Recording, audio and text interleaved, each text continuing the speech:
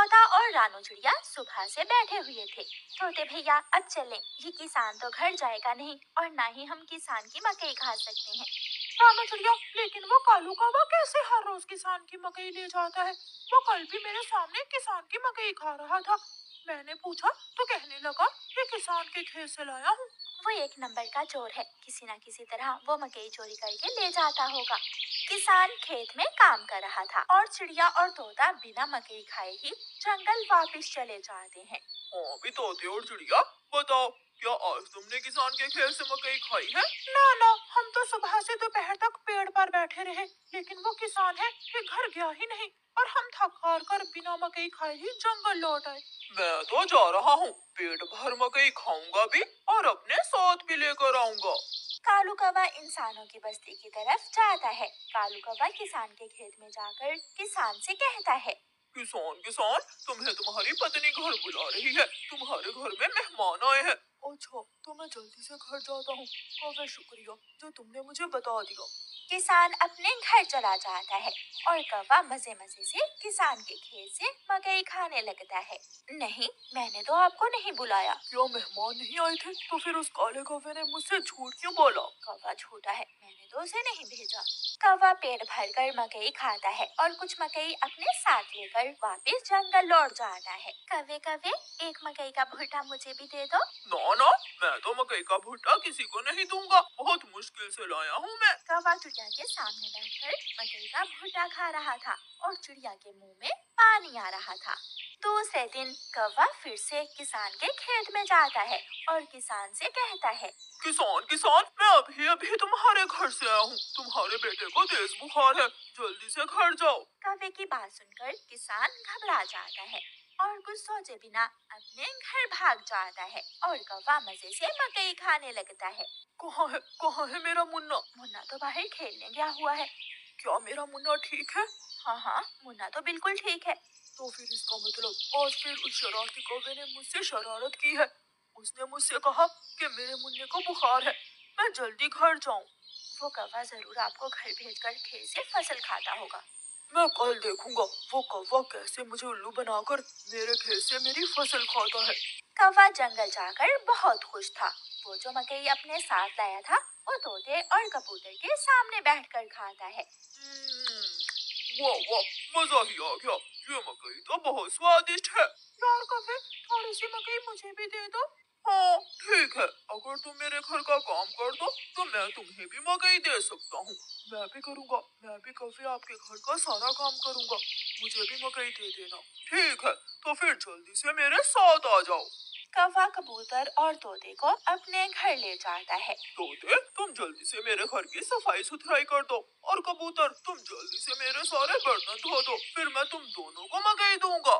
फिर कबूतर अपने काम में लग जाता है और तोता कौवे के घर की सफाई सुथराई करने लगता है। दोनों अपना अपना काम खत्म कर देते हैं। कौवे, मैंने काम कर दिया है, अब मुझे मकई दे दो। मैंने भी काम कर लिया है, मुझे भी मकई दो। कौन सी मकई? चलो भाग जाओ यहाँ से तुम दोनों, मैं तुम्हें कुछ नहीं देने वाला। तुम धोखेबाज हो, तुमने धोखे से हमसे अपना काम करवाया और अब हमें भूखे ही भेज रहे हो। कबूतर और तोता वहाँ से चले जाते हैं। कौवा हर रोज की तरह अगले दिन भी किसान को पागल बनाने के लिए किसान के खेत में चला जाता है।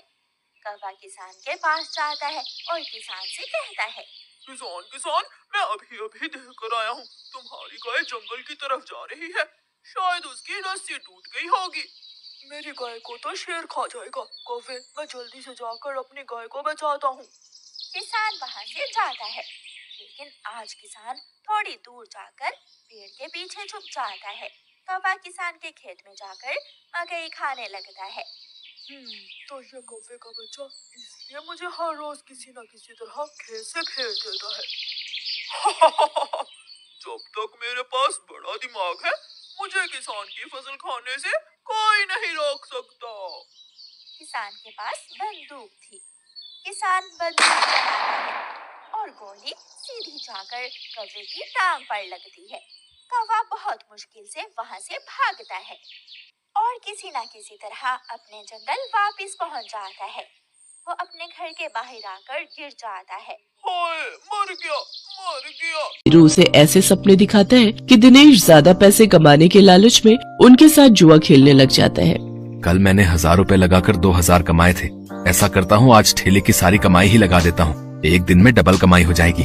धीरे धीरे दिनेश को जुए के साथ साथ शराब की लत भी लग जाती है। शराब की लत उसे ऐसी लगती है कि उसका अपने काम में मन ही नहीं लगता और वो ठेले पर खड़ा होकर भी शराब के नशे में डोलता रहता है। भैया एक प्लेट लगाना तो।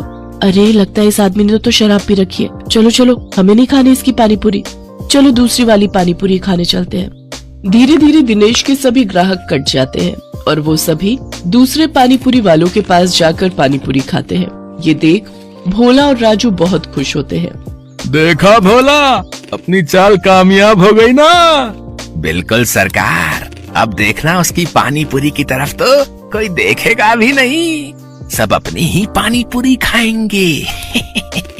कुछ दिन ऐसे ही बीतते जाते हैं। अपने धंधे को मंदा देख दिनेश शराब और जुए की लत में और डूब जाता है और उसका बचा खुचा धंधा भी चौपट हो जाता है। ये सब देख संध्या और बंटू बहुत दुखी होते हैं। फिर बंटू अपनी माँ से कहता है, माँ, अब तो मैं कभी भी ठीक नहीं हो पाऊंगा ना।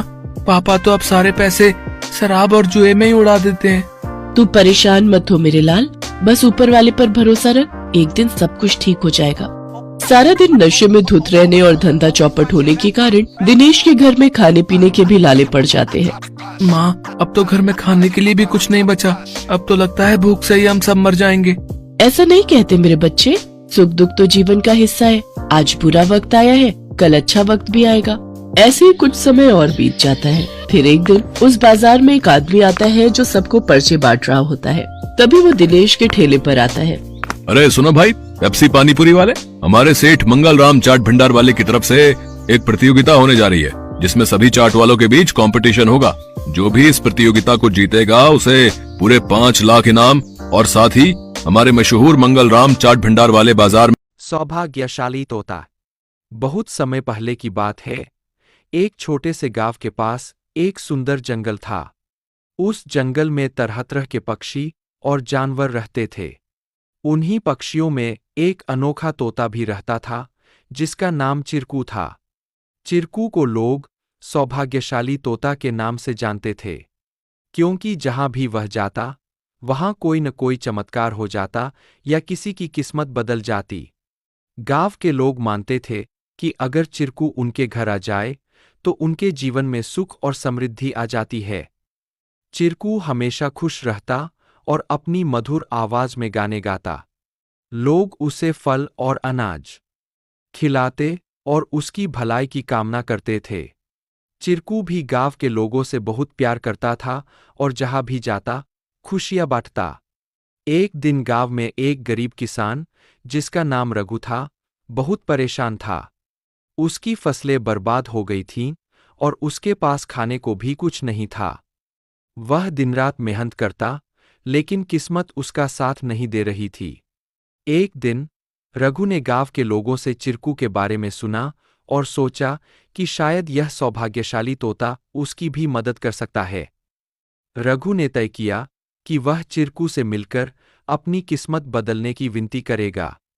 अगले दिन वह जंगल की ओर चल पड़ा और चिरकू को खोजने लगा।